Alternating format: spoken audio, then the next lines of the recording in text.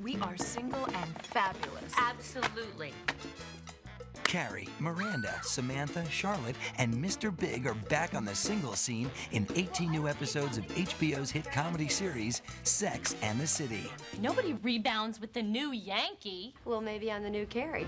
I had never read a script about women that was so forthright and candid, and even if they weren't women that I necessarily related to, I was intrigued by them. Sex and the City is executive produced by Darren Star, creator of the hit Fox TV shows Beverly Hills 90210 and Melrose Place. I wanted to do a show about sexuality and relationships, and especially from a female point of view. He developed the series based on the popular New York Observer column by Candace Bushnell. Well, I'd seen the column, Sex and the City, where the column sort of dealt with this sort of the social world of New York, but for me, it was a sort of a great launching point for a show about a woman who writes about relationships and sex lives of her friends and explores her own in the process. I think there's comedy in seeing women talk candidly about sex. I think you're used to seeing guys speak candidly about sex, but you're not used to women speaking candidly about men.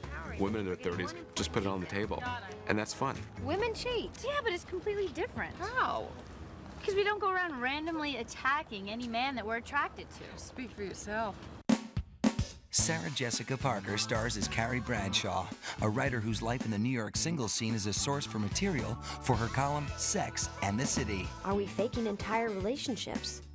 Is it better to fake it than to be alone? I only slept with him twice. The first time I faked it because it was never going to happen, and the second time I had to fake it because I faked it the first time. Oh, naturally. And I didn't want to fake it again, so I just forgot to return his last call. It's like being on the pitcher's mound when the coach comes out to talk to the pitcher. These women get together and they're talking about men. You always want to hear what that conversation is. Why do men do this? I mean, how would they feel if we stood around in public touching ourselves? They love it. When people see it, they're almost shocked that some of these things are being talked about. I'm always talking about sex with friends, and and it's always in a sort of either rueful or excited way.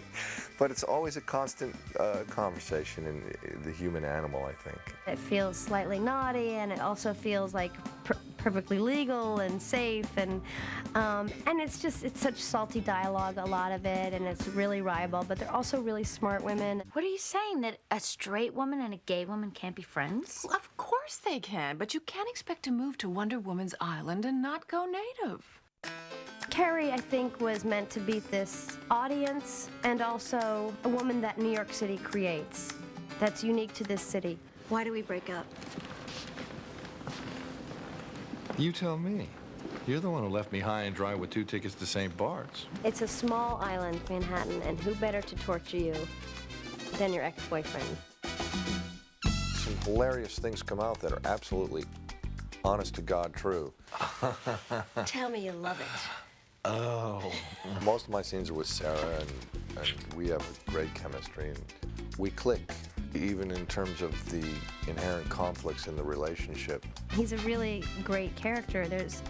He's just a man, he's such a man, and it's nice because there are so many pretty boys on the show, but it's nice to have a real guy, reserved and smart and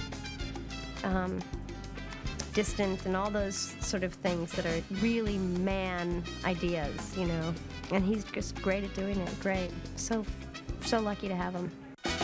She's very sure of herself intellectually, but she has vulnerabilities, but I like the way she covers them. She's not afraid to be very blunt and nasty. The sex scenes, I think we're all getting kind of used to them. They were a little harrowing the first year for me, but I think for all of us, they were a little harrowing. But I have to say now, it is fun when you get your guy for your particular episode and doing the scene with him. That's fun because it's a new element. Sex is not a time to chat.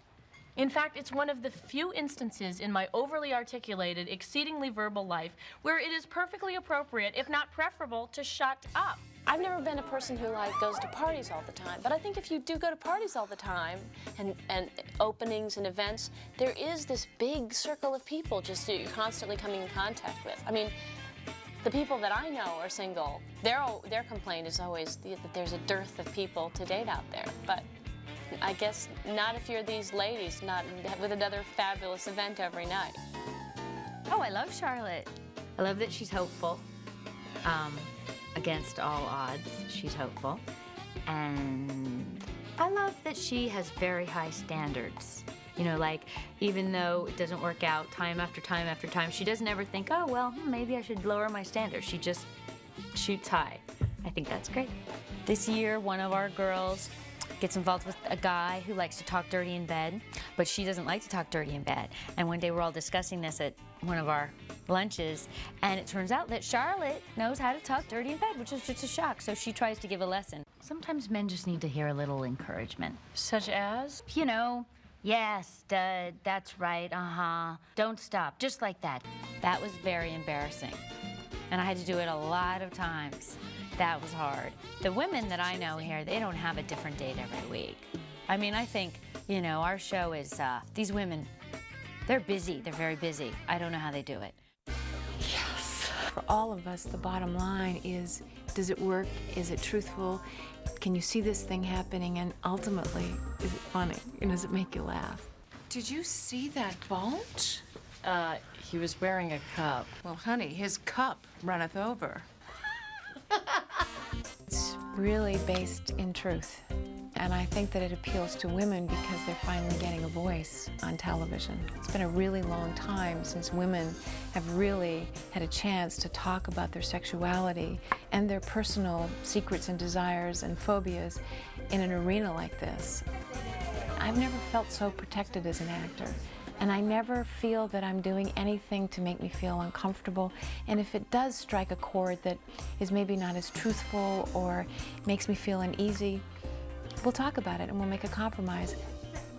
I always have to wear my shoes, the high heel shoes to me, because I just move differently in them. I can't do a scene in sneakers. You know, one of the operators was saying to me, Kim, you don't have to put on those tortuous shoes. You know, we're from here up. And I would say, no, I do. Because it's all about a certain way that I feel, the certain way that I walk, that my posture is, that is always Samantha, because she's always on. You know, she's always available, and it's always opening night, and it's always fabulous. So I don't feel that if I don't have these beautiful shoes on. I think the show's always about how people really want to find someone to be with and the obstacles they encounter. And so many of those obstacles are self-imposed, and that's where a lot of our comedy comes from. And I think women of all variety of sizes and shapes and, you know, religious backgrounds and color, I think just relate to all the different women for lots and lots of different reasons, and for very unobvious reasons and very obvious reasons.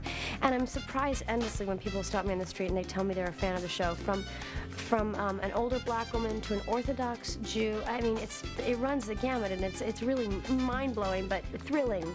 Hopefully, if it's so much fun for us to play, then it's equally fun for the audience to watch. Sex and the City, the smash hit comedy series starring Sarah Jessica Parker.